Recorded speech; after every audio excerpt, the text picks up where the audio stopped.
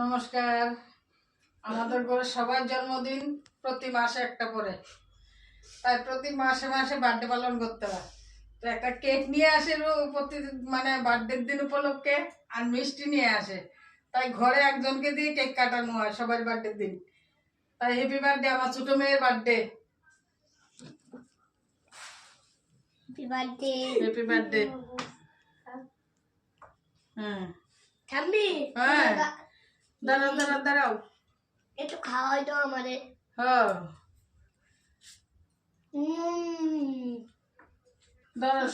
Birthday তুইও খাবো তোরা। তোমার গাড়িতে চালাই দিই না কালকে।